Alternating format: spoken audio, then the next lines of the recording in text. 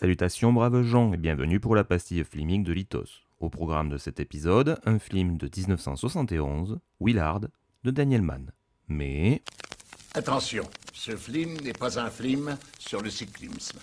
Merci de votre compréhension.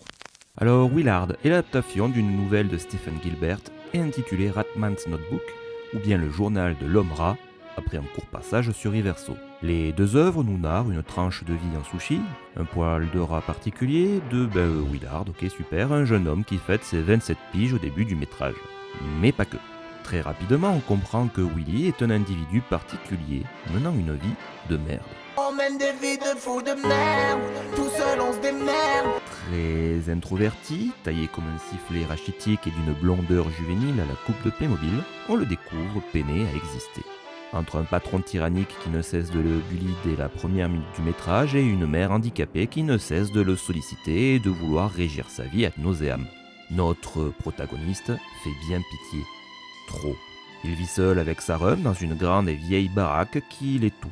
Il y a une blatte, hein, là, sous le réfrigérateur. Cette bestiole horrible courait devant moi alors que je t'avais demandé de désinfecter. Cette maison est infestée par la vermine. Je vais le faire tout de suite, maman. Il n'a pas d'amis. La fête d'anniversaire, donc en début de bobine, tourne court lorsque les convives, les vieux poteaux de sa madré, tentent de le convaincre de devenir un vrai mâle, de prendre sa vie en main sans lui laisser une once de possibilité de s'exprimer. Nous, spectateurs, nous captons très vite qu'il ne va pas vraiment s'agir d'un film d'horreur bas du front, mais plutôt d'un thriller psychologique. Ah, oh pas grave, j'ai du linge à étendre. Là où le film se démarque, c'est que Willy trouvera comme seul échappatoire à sa vie de merde une passion un peu troublante pour des rats. Quoi ? Encore une histoire de rats dans cette émission ? Ben ouais. D'une parce que je fais ce que je veux, je te merde, et de deux parce que la pastille du jour m'a paru être le parfait contrepoint de Soudain, les monstres, encore lui, est sorti peu après.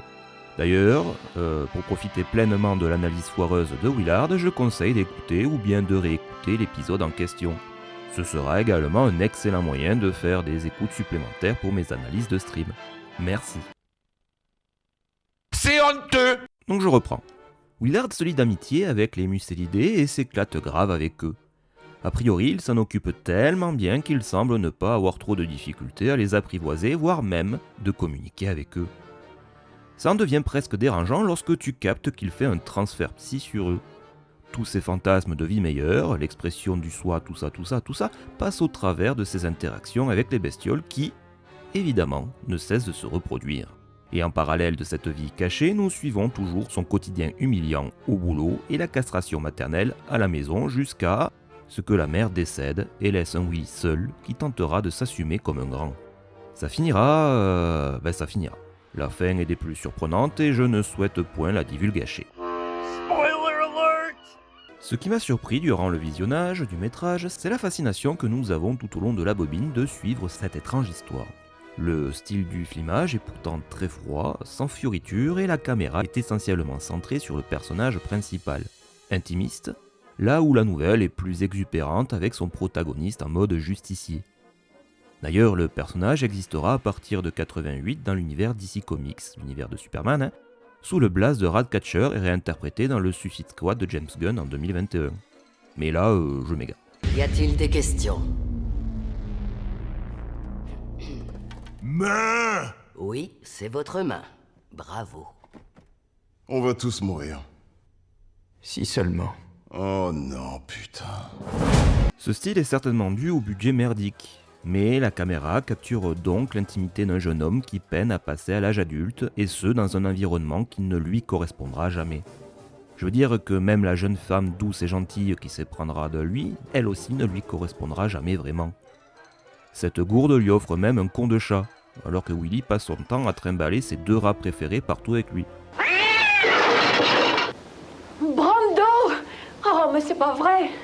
Bref, le spectateur est donc un voyeur qui grouille dans les recoins de la vie de Willy, comme les rats. C'est à se demander même si la présence de ces rongeurs est réelle ou pas.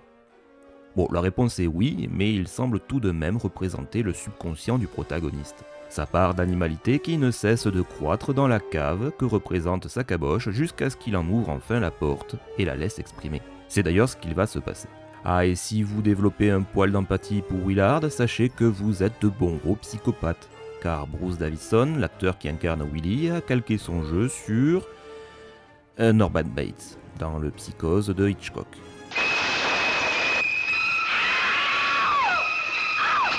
Notre héros n'en est pas un. Pourtant, sa conscience est bien représentée à l'écran par la présence de ses deux ratasses préférés, Ben et Socrate, respectivement le rat noir, gros et agressif, et le rat blanc, petit et docile.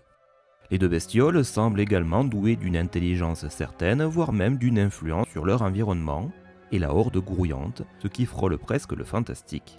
Je dis bien qui frôle, car cela est montré avec une très grande subtilité. Très appréciable. Je ne sais pas faire la cuisine et en plus maintenant, voilà que je parle à un rat, comme si... Tu as hoché la tête? Tu comprends ce que je dis? Bon ben d'accord, les rats sont la menace du film et il faut absolument éradiquer ces saloperies. Non, absolument pas. Ces rats ne sont à aucun moment caractérisés comme étant la menace du film. Et ça, cela fait toute la différence en fait. Car ce sont les humains qui le sont et qui se comportent au final comme des rats. Hormis la blondinette, tous les personnages hominidés sont détestables. Spéciale dédicace à la connasse de Tante Jules, de retour, qui se prend pour la mère de substitution de Willard en voulant en faire ce qu'elle veut. Compenser sa vie dénuée d'affection en souhaitant lourdement reprendre le flambeau castrateur de la rhum. Elle enverra d'ailleurs se faire paître Willy lorsqu'il lui demandera de lui prêter de l'argent. Connasse. Madame? Pourquoi, vous en doutez? Non, j'ai pas dit ça. J'ai senti comme une raillerie dans la question. Ah non, pas du tout, non, c'était juste pour vous appeler, hein, vraiment. Vous m'appelez alors que je suis là? Bon, disons que c'était pour attirer votre attention, Vous quoi. voulez dire par là que je suis inattentive? Oh, vous êtes une vraie connasse, vous, là, hein. Les connasses, des femmes qu'on reconnaît. Il y a aussi ce patron tyrannique merveilleusement interprété par Ernest Borgnine, qui s'éclate à donf de jouer un enfoiré. Qui ça? Une trogne bien connue du cinéma des America fuckiers, ayant joué dans à peu près 200 productions filmiques et télévisuelles. Et vous avez certainement déjà vu sa gueule quelque part. Pour ma part, cela restera le chauffeur de taxi dans New York 97 de John Carpenter. Le général également dans Les 12 salopards et surtout l'acolyte du héros dans Supercopter. Là aussi dans Basketball de Trey Parker et Matt Stone, les papas de South Park.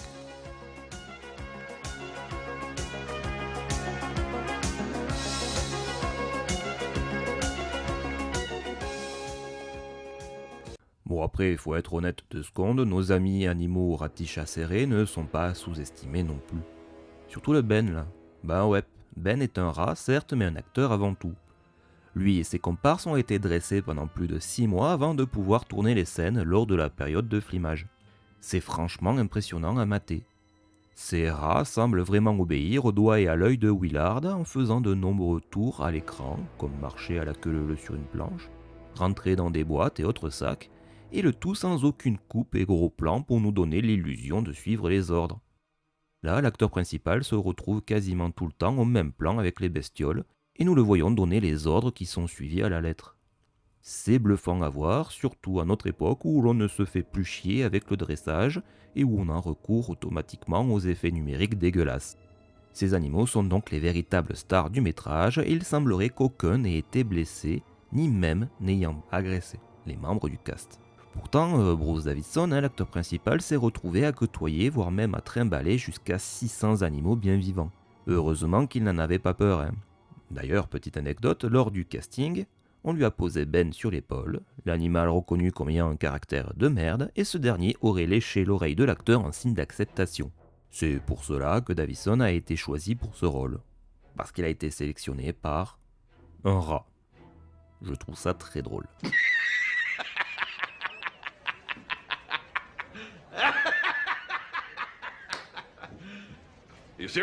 Pour poursuivre sur les rats, ils ont toujours été présents dans le cinéma, principalement comme accessoires vivants et à connotation principalement horrifique. Et ce, dès le début en fait.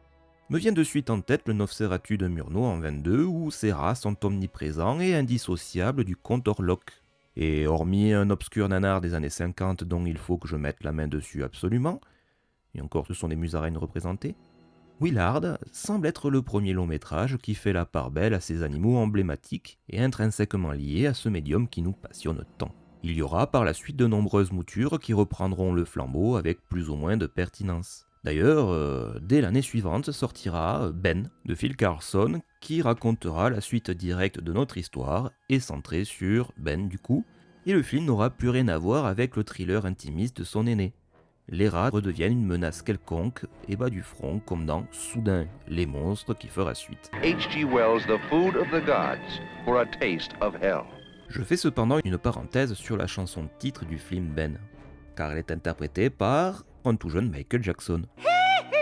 Et je ne déconne pas, la chanson est très guimauve et plus que passable, mais MJ a été nommé aux Oscars pour cette dernière. Bon, il n'a pas remporté, par contre il a gagné un Golden Globe pour cette chanson. Et franchement, cela me fume de savoir qu'un film de Rat Attack ait participé et de lancer le début de carrière solo de Mikey. D'autant plus que le theme song est son tout premier morceau arrivé en tête des charts américains et de Grande-Bretagne. Tout bonnement hallucinant. Plus tard, un remake de Willard sera produit en 2003 avec Crispin Glover dans le rôle titre, le père de Marty McFly. Sauf que là, il est plutôt question d'une romance chelou avec des rats, ouais. C'est particulier comme film. Tout ça pour dire que le métrage n'est pas d'anodin. Il a marqué à son niveau, certes, le cinéma d'exploitation de l'époque et il est souvent associé aux oiseaux d'Alfred Hitchcock. Matez les oiseaux. Surtout en VO, la voix de Tippi Hedren est un aphrodisiaque auditif puissant. Because it seemed stupid and foolish. Like jumping into a fountain in Rome. I told you what happened. You don't expect me to believe that. Oh, I don't give a damn what you believe. Still like to see you. Why? I think it might be fun. Well, it might have been good enough in Rome, but it's not good enough now. It is for me. Well, not for me. What do you want? I thought you knew. I want to go through life jumping into fountains naked. Good night. De plus, notre film en question fut un très beau succès, on le considère même comme ayant initié la mouvance des films de bestioles tueuses. Comme quoi, tout est lié dans ce podcast, je suis fier de moi. Ce principe qui dit que rien, ni personne, n'émerge du néant. Jusqu'à même influencer un certain Steven Spielberg. Ainsi qu'un autre certain, à savoir Stephen King, qui rédigera quelques nouvelles sur des rats tueurs. Vraiment, tout est lié. Rien ni personne n'émerge du néant. Ça peut sembler super évident à dire, mais ça fait du bien de le dire quand même. Donc si ce film est si important, pourquoi est-ce que j'ai l'impression que ce métrage est totalement inconnu de nos jours, voire même quasiment oublié? Tout simplement du fait de l'époque, les années 70.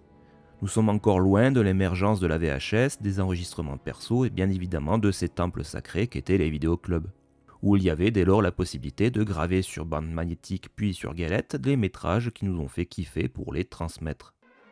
J'ai déjà rendu grâce aux éditeurs vidéo dans un précédent épisode, mais c'est bigrement fortiche de remettre la main sur les bobines d'origine en bonne qualité, afin d'en pouvoir les scanner et les restaurer, afin de les pérenniser un poil plus longtemps dans le temps.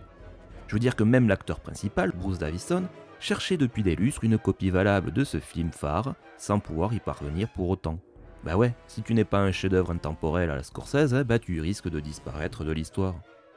Encore une fois, ces éditions vidéo sont de véritables trésors. Trésor Choco-Roulette, une surprise à chaque cuillère. Passons maintenant le casting en revue. Bruce Davison est le sénateur Casburn dans les X-Men 1 et 2 de ce connard de Bryan Singer. Connard! Connard va! Ouais! Quant à la mère de Willy, jouée par Elsa Lanchester pour l'un de ses derniers rôles au Cinoche, il s'agissait de l'actrice ayant interprété la sublimissime fiancée de Frankenstein aux côtés de Boris Karloff en 1935. La blondinette est interprétée par Sondra Locke, l'égérie de Clint Eastwood durant les années 70-80. Petit fun fact, elle passera derrière la caméra en 1986 où elle réalisera le film Rat Boy, un drame qui met en scène un hybride homme-rat et dont les effets spéciaux sont façonnés par Rick Baker. Non mais vraiment tout est lié dans cette pastille. Parce que rien ni personne n'émerge du néant.